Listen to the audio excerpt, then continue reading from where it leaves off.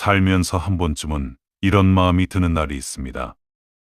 분명히 내가 먼저 손을 내밀었는데 상대방은 그것을 당연하게 받아들이고 맙니다. 내가 먼저 연락하고, 내가 먼저 챙기고, 내가 먼저 배려했는데 어느 순간 돌아보면 나만 애쓰고 있었다는 것을 깨닫게 됩니다. 그럴 때 느끼는 그 서운함은 말로 설명하기가 참 어렵습니다. 화가 나는 것도 아니고 슬픈 것도 아닌데 가슴 한쪽이 묵직하게 내려앉는 그 느낌. 오랜 세월을 살아온 분들이라면 이 감정이 얼마나 익숙한지 잘 아실 겁니다. 어떤 분은 이렇게 말씀하셨습니다. 나이가 들면 관계가 편해질 줄 알았는데 오히려 더 복잡해지는 것 같다고요. 젊었을 때는 서운해도 그냥 넘어갈 수 있었는데 이제는 그 서운함이 쌓이면 관계 자체가 무거워진다고요. 그러면서 스스로를 자책하기도 합니다. 내가 너무 예민한 건 아닐까? 내가 기대를 너무 크게 가진 건 아닐까 하면서요. 그런데 저는 오늘 여러분께 이 이야기를 드리고 싶습니다. 서운함을 느끼는 것은 예민한 게 아닙니다. 그것은 내가 관계에 진심을 다했다는 증거입니다. 그리고 그 진심을 지키면서도 상처받지 않고 스스로의 가치를 온전히 지키는 방법이 분명히 있습니다. 오늘은 그 이야기를 함께 나눠보려고 합니다. 앞으로도 이런 인간관계의 지혜를 계속 나누고 싶으니 아직 구독하지 않으신 분들은 구독과 좋아요 한번 눌러주시면 감사하겠습니다.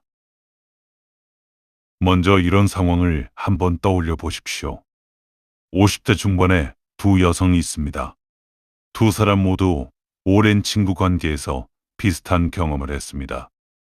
자신이 항상 먼저 연락하고 상대방이 힘들 때 달려가고 명절이든 생일이든 빠짐없이 챙겼는데 어느 날 상대방이 자신의 중요한 날에 아무런 연락도 없이 지나쳤다는 것을 알게 됩니다. 그 순간 두 사람이 선택한 길은 달랐습니다. 한 분은 바로 그 친구에게 전화를 걸어 따졌습니다. 나는 이렇게 챙겼는데 왜 넌 이러느냐고 속상하다고 쏟아냈습니다. 그러자 친구는 오히려 방어적으로 반응했고 두 사람의 관계는 어색하게 틀어지고 말았습니다. 다른 한 분은 잠시 그 감정을 혼자 들여다보았습니다. 서운하다는 것을 충분히 느끼고 난 뒤에 스스로에게 물었습니다. 나는 이 관계에서 진정으로 무엇을 원하는가? 그리고 나서 친구에게 연락했는데 따지는 대신 담담하게 이야기했습니다. 나는 내가 중요한 사람이라서 앞으로 서로 좀 더 잘 챙겼으면 좋겠다고요. 친구는 그 말을 듣고 미안함을 표했고 두 사람의 관계는 오히려 더 솔직해졌습니다. 차이가 어디서 비롯됐을까요? 첫 번째 분은 서운함을 감정 그대로 표출했고 두 번째 분은 서운함을 먼저 자신 안에서 소화한 뒤에 말을 꺼냈습니다. 감정을 억누른 게 아닙니다. 감정에 끌려가지 않은 것입니다. 다산 정약용 선생은 이런 말씀을 남기셨습니다. 말을 내뱉기 전에 먼저 그 말이 필요한 말인지 생각하라. 필요한 말이라도 때가 있고 방법이 있다. 감정이 앞서면 말이 칼이 되어 돌아온다고요. 심리학에서는 이것을 감정조절 능력 혹은 정서지능이라고 부릅니다. 자신의 감정을 인식하되 그 감정에 즉각 반응하지 않고 잠시 거리를 두는 능력입니다. 연구에 따르면 이 능력이 높은 사람일수록 관계에서 더 깊은 신뢰를 얻고 갈등 이후에도 더 건강한 회복을 보였습니다. 특히 나이가 들수록 이 능력은 삶의 경험을 통해 더 깊어질 수 있습니다. 우리가 지나온 세월이 결코 헛된 것이 아니라는 뜻이기도 합니다. 오늘 누군가에게 서운함을 느끼셨다면 바로 말하기 전에 딱 하루만 기다려 보십시오. 그 하루 동안 자신의 감정을 충분히 느끼고 내가 이 관계에서 진정 원하는 것이 무엇인지 스스로에게 물어보십시오. 그렇게 꺼낸 말은 상대의 마음에도 내 마음에도 훨씬 부드럽게 닿습니다. 두 번째로 이야기하고 싶은 것은 관계에서 내가 얼마나 내어줬는가를 자꾸 계산하게 될 때입니다. 인간 관계에서 서운함이 쌓이는 가장 흔한 이유 중 하나가 바로 이 계산입니다. 나는 이만큼 했는데 상대는 저만큼밖에 안 한다는 생각. 처음에는 의식하지 못하다가 어느 순간 마음속에 장부가 생기고 그 장부가 두꺼워질수록 관계는 무거워집니다. 60대 초반에 한 남성분이 계셨습니다. 오랜 직장 동료와의 우정을 소중히 여겨서 퇴직 이후에도 자주 만나고 선물도 챙기고 식사 자리도 늘 본인이 잡았습니다. 그런데 어느 날 문득 최근 몇 년 동안 상대방이 먼저 연락해 온 적이 몇 번이나 되는지 헤아려 보니 손가락으로 꼽을 수 있을 만큼밖에 되지 않았습니다. 그 순간부터 만남이 즐겁지 않았습니다. 밥을 먹으면서도 계속 속으로 계산이 됐습니다. 결국 그분은 슬며시 연락을 끊었고 친구도 딱히 붙잡지 않았습니다. 그 후로 오히려 더 허전하다고 하셨습니다. 반면 비슷한 경험을 한 다른 분은 다른 선택을 했습니다. 어느 날 스스로에게 솔직해졌습니다. 내가 이 사람을 챙기는 건 보답을 바라서가 아니라 이 사람이 내 삶에 기쁨을 주기 때문이었다고요. 그 마음을 다시 확인하고 나서 상대방에게 조용히 말했습니다. 나는 자주 연락하는 편인데 부담스럽지는 않았냐고. 혹시 내가 너무 일방적으로 밀어붙이고 있는 건 아닌지 물었습니다. 친구는 그 말을 듣고 오히려 감동받아서 사실 자신이 소극적인 성격이라 먼저 연락을 잘 못하는데 늘 고마웠다고 고백했습니다. 다산 선생은 관계를 이익으로 맺은 자는 이익이 사라지면 흩어지고 진정으로 마음을 나눈 자는 세월이 지나도 남는다고 하셨습니다. 계산이 생기는 순간 관계는 이미 거래로 변하기 시작합니다. 심리학에서는 이것을 공정성 이론이라고 부릅니다. 인간은 자신이 투자한 법과 돌아오는 것이 균형을 이루기를 바라는 본능을 가지고 있습니다. 이것은 자연스러운 감정입니다. 하지만 문제는 이 계산이 관계의 온도를 급격히 낮춘다는 점입니다. 내가 챙겨줬던 기억은 선명하고 상대방이 내게 해준 것은 흐릿하게 기억되는 경향이 있기 때문에 실제보다 불균형하게 느껴질 수 있습니다. 오늘 하루 관계에서 내가 얼마나 줬는가를 세고 있다면 잠깐 멈추고 이렇게 생각해 보십시오. 내가 이 사람에게 무언가를 했던 순간 그때 나는 행복했는가? 만약 그랬다면 그 행복은 이미 내 것입니다. 상대방의 반응과 관계없이요. 세 번째로 이야기하고 싶은 것은 서운함을 느낄 때 가장 먼저 흔들리는 것이 바로 자기 자신에 대한 믿음이라는 점입니다. 누군가에게 상처를 받거나 서운함을 느끼면 우리는 종종 상대방을 탓하기 전에 먼저 나를 탓합니다. 내가 뭔가 잘못한 게 있나? 내가 부족한 건 아닐까? 상대방이 나를 그만큼밖에 여기지 않는 건 내가 그 정도 대우를 받는 사람이어서가 아닐까 하는 생각이요. 50대 후반의 한 여성분은 이런 이야기를 하셨습니다.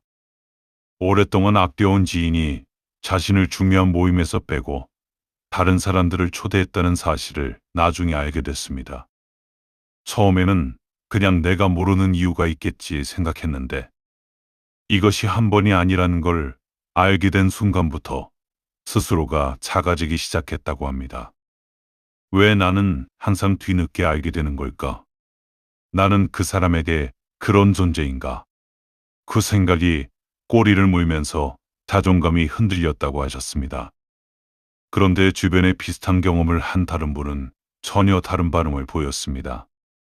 같은 상황에서 이분은 이렇게 생각했습니다. 저 사람이 나를 그 자리에 부르지 않은 건 저 사람의 선택이다. 그건 내가 어떤 사람인지와는 다른 문제다. 그리고 나서 그 지인과의 관계를 조용히 정리했습니다. 슬프지 않은 건 아니었지만 자신이 작아지지는 않았습니다. 다산 선생은 이런 말씀을 남기셨습니다. 남이 나를 어떻게 대하는가는 내가 결정할 수 없지만 내가 나를 어떻게 대하는가는 오직 나만이 결정할 수 있다. 스스로를 낮게 여기는 자는 남도 그를 낮게 여기게 된다고요. 심리학에서 자기 가치감, 즉 자존감은 외부의 평가에 의해 결정되는 것이 아닙니다. 타인의 행동을 나에 대한 평가로 해석하는 습관이 자존감을 갉아먹는 가장 큰 원인입니다. 누군가 나를 소홀히 대한다면 그것은 그 사람의 태도나 상황에 관한 이야기일 뿐, 내 가치가 낮다는 증거가 아닙니다. 오늘 누군가의 행동 때문에 스스로가 작아지는 느낌이 드셨다면 이렇게 스스로에게 말해보십시오. 저 사람의 행동은 저 사람의 이야기다. 나의 가치는 내가 지킨다. 이 한 문장을 마음에 새기는 것만으로도 흔들리던 중심이 다시 잡히는 것을 느끼실 수 있을 겁니다. 네 번째로 드리고 싶은 이야기는 서운함을 억누르는 것과 서운함을 지혜롭게 다루는 것은 전혀 다르다는 것입니다.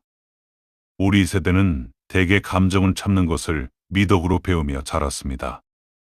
서운해도 내색하지 말고 힘들어도 티내지 말고 감정을 드러내는 것은 약한 사람이나 하는 것이라고 배운 분들이 많습니다.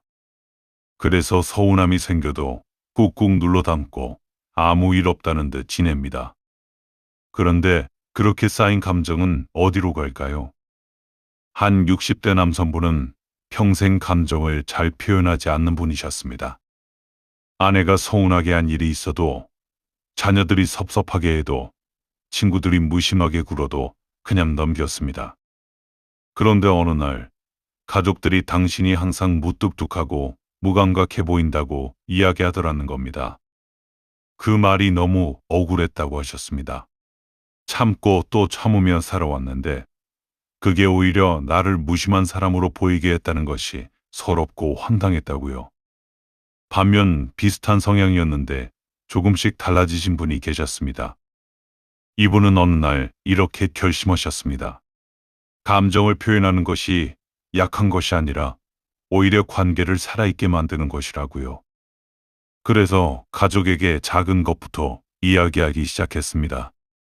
오늘 내가 그렇게 말했을 때 나는 조금 서운했다고, 아주 조용하고 담담하게요. 처음에는 가족들이 놀랐지만 시간이 지나면서 오히려 관계가 더 가까워졌다고 하셨습니다.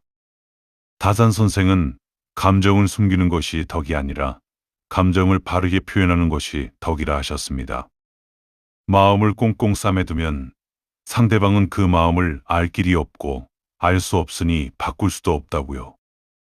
심리학자 브레네 브라운의 연구에서 취약성의 힘이라는 개념이 있습니다.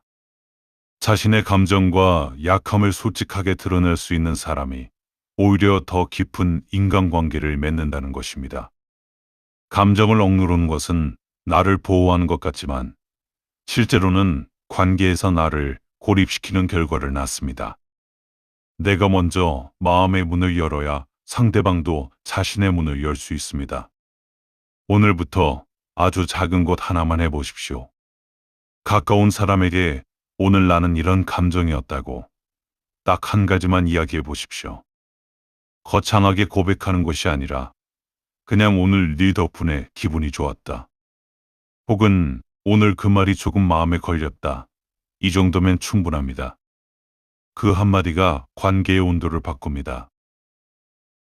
다섯 번째로 이야기하고 싶은 것은 서운함을 느끼는 관계를 어떻게 정리해야 하는가 하는 문제입니다. 관계를 정리한다는 것은 결코 쉬운 일이 아닙니다. 특히 오랫동안 함께해온 사람이라면 더욱 그렇습니다. 그 사람과 싸워온 세월, 함께 웃었던 기억, 함께 버텼던 시간들이 있기에 쉽사리 거리를 두기가 어렵습니다. 그런데 짙던 관계는 붙잡을수록 나를 더 작게 만듭니다. 매몰 비용 오류라는 심리학 개념이 있습니다. 이미 투자한 것이 아까워서 더 이상 가치 없는 것에 계속 집착하는 심리입니다. 주식 투자에서도 그렇고 관계에서도 그렇습니다.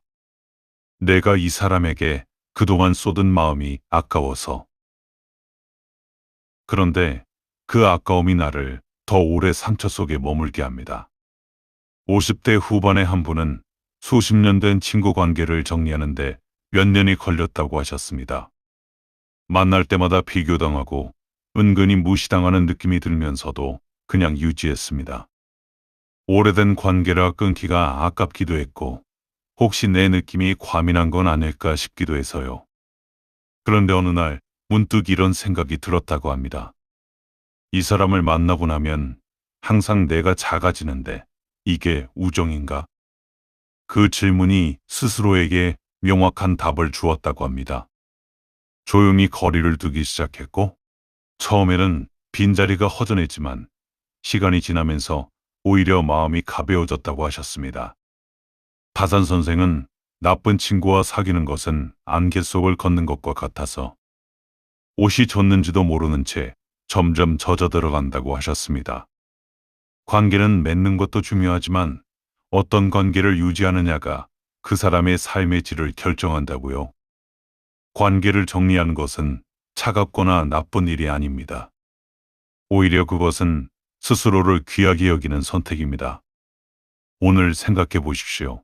내 삶에서 만나고 나면 항상 기운이 빠지는 관계가 있는지요. 그 관계에 어떻게 거리를 둘 수 있을지 천천히 고민해 보시길 권합니다. 모자르듯 끊는 것이 아니어도 됩니다. 조금씩 자연스럽게 거리를 두는 것만으로도 충분합니다. 이제 우리가 인간관계에서 무심코 하는 실수들에 대해 이야기해 보겠습니다. 첫 번째 실수는 서운함을 느끼면서도 아무 말도 하지 않고 상대방이 알아주기를 기다리는 것입니다. 한 여성분이 계셨습니다. 남편이 자신의 생일을 대수롭지 않게 넘긴 것이 몹시 서운했지만 아무 말도 하지 않았습니다. 남편이 스스로 미안함을 느끼고 무언가 해주기를 기다렸습니다. 하지만 남편은 전혀 눈치채지 못했고 그분의 서운함은 시간이 지날수록 조용한 분노로 바뀌어 갔습니다.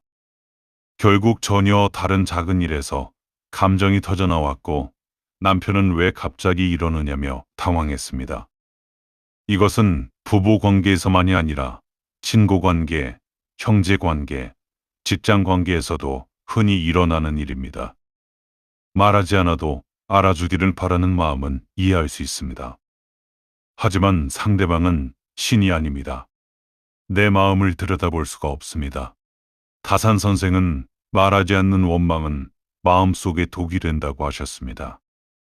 표현되지 못한 감정은 썩어서 결국 관계를 망가뜨린다고요.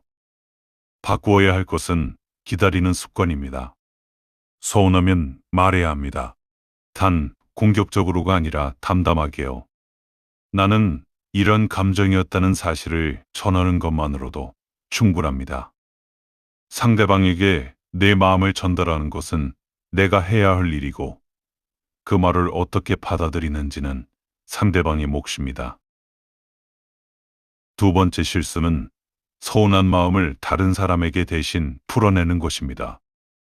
어떤 분은 남편에게 서운한 감정이 생기면 자녀에게 남편 이야기를 늘어놓고 친구에게 가서 하소연하고 온라인 공간에 우회적으로 올립니다. 직접 당사자에게 말하지 않고 주변 사람들에게 감정을 흘려보내는 것입니다. 일시적으로는 속이 후련할 수 있지만 이것이 반복되면 결국 무슨 일이 벌어질까요? 주변 사람들은 당사자에 대한 부정적인 인상이 쌓이고 정작 두 사람의 관계는 해결되지 않은 채로 남습니다. 그리고 언젠가 그 이야기가 당사자의 귀에 들어가면 더 큰 상처가 됩니다. 이것은 인정 욕구와도 연결됩니다. 내가 옳고 상대방이 잘못했다는 것을 누군가에게 확인받고 싶은 마음. 내 편이 되어주는 사람을 원하는 마음입니다. 그 마음은 자연스럽지만 그것을 해소하는 방식이 관계를 더 복잡하게 만들 수 있습니다. 철학적으로 보자면 공자는 군자는 자신에게서 답을 찾고 소인은 타인에게서 답을 찾는다고 했습니다. 서운함의 해결은 결국 당사자 사이에서 이루어져야 합니다. 바꾸어야 할 것은 제3자에게 감정을 흘리는 습관입니다. 대신 가까운 사람 한 명에게만 해소를 위해서가 아니라 정리를 위해서 잠깐 이야기를 꺼내 보십시오. 그리고 가능하다면 당사자에게 직접 말하는 용기를 내보십시오. 그것이 관계를 진짜로 회복하는 유일한 방법입니다. 세 번째 실수는 상대방을 바꾸려고 하는 것입니다. 관계에서 서운함이 쌓이면 어느 순간 상대방을 내가 원하는 방식으로 바꾸고 싶은 마음이 생깁니다. 이 사람이 좀 더 섬세해지면, 이 사람이 좀 더 표현을 잘하면, 이 사람이 나의 기대에 맞게 변하면 좋겠다는 생각이요. 한 번은 배우자가 무뚝뚝한 것이 늘 서운했습니다. 그래서 몇십 년을 표현해달라고, 챙겨달라고, 조금만 바뀌어달라고 요구했습니다.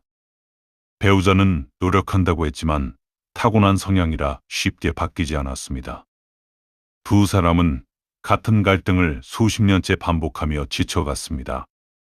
반면 다른 분은 비슷한 상황에서 이런 전환을 하셨습니다. 배우자를 바꾸려는 에너지를, 나 자신의 필요를 바른 방식으로 채우는데 쓰기 시작했습니다. 표현과 공감을 원한다면 그런 것을 잘해주는 친구를 더 만나고, 배우자에게는 그 사람이 잘할 수 있는 방식의 사랑을 받아들이기로 했습니다. 그러자 배우자와의 관계가 오히려 편안해졌다고 하셨습니다. 타산 선생은 남을 변화시키려 하기 전에 먼저 자신을 살피라 하셨습니다. 내가 변하면 관계도 변한다고요. 바꾸어야 할 것은 상대방을 향한 시선입니다. 이 사람이 왜 내 기대를 충족시켜주지 못하는가가 아니라, 이 사람이 나에게 줄 수 있는 것은 무엇인가로 질문을 바꾸어 보십시오. 사람은 자신이 가진 것을 줍니다. 없는 것을 요구하면 두 사람 모두 지칩니다. 오늘 이 긴 이야기를 함께 걸어오셨습니다. 서운함을 느끼는 것은 예민한 것도 아니고 부족한 것도 아닙니다. 그것은 내가 관계에 진심을 다해왔다는 증거이고 내 마음이 살아있다는 증거입니다. 우리는 오늘 5가지 지혜를 이야기했습니다. 감정을 소화한 후에 말하는 것, 관계를 계산장부로 만들지 않는 것, 타인의 행동으로 스스로를 작게 여기지 않는 것, 감정을 억누르지 않고 지혜롭게 표현하는 것, 그리고 나를 작게 만드는 관계를 용기 있게 정리하는 것, 그리고 우리가 무심코 저지르는 실수들, 말하지 않고 기다리는 것, 제3자에게 감정을 흘리는 것, 상대방을 바꾸려 하는 것에 대해서도 솔직하게 들여다보았습니다. 살면서 상처받지 않은 사람이 어디 있겠습니까? 서운하지 않은 관계가 어디 있겠습니까? 우리가 나이를 먹는다는 것은 그 상처와 서운함을 더 깊은 눈으로 볼 수 있게 된다는 뜻이기도 합니다. 젊었을 때는 상처가 나를 무너뜨렸다면 이제는 그 상처를 통해 나를 더 잘 알게 됩니다. 그리고 오늘 이 이야기를 끝까지 들으신 분들, 혹시 지금 마음속에 오래된 서운함을 안고 계신 분이 계신다면 이것만 기억해 주십시오. 당신은 충분히 귀한 사람입니다. 누군가 당신을 소홀히 대했다고 해서 당신의 가치가 달라지는 것은 아무것도 없습니다. 당신의 가치는 당신이 지키는 것입니다. 그 누구도 빼앗아갈 수 없습니다. 스스로를 귀하게 대하십시오. 그것이 모든 좋은 관계의 시작입니다. 내가 나를 귀하게 여길 때 비로소 나를 귀하게 여기는 사람들이 곁에 남게 됩니다. 그것이 수백 년을 거쳐 내려온 지혜이고 수많은 인생을 통해 증명된 진실입니다. 오늘 이야기에서 공감되는 부분이 있으셨다면 가장 마음에 남은 이야기 하나만 오늘 실천해 보십시오. 거창하지 않아도 됩니다. 서운했던 사람에게 조용히 마음을 전해보거나 나를 작게 만드는 관계에서 한 발짝 물러서거나 혹은 오늘 거울 앞에서 스스로에게 조용히 말해보는 것. 나는 충분히 좋은 사람이다 라고요. 이 채널에서 앞으로도 이런 인간관계의 지혜와 삶의 이야기를 계속 나누겠습니다. 구독과 좋아요는 이 이야기들이 더 많은 분들께 닿을 수 있도록 해주는 소중한 힘이 됩니다. 오늘도 끝까지 함께 해주셔서 진심으로 감사드립니다.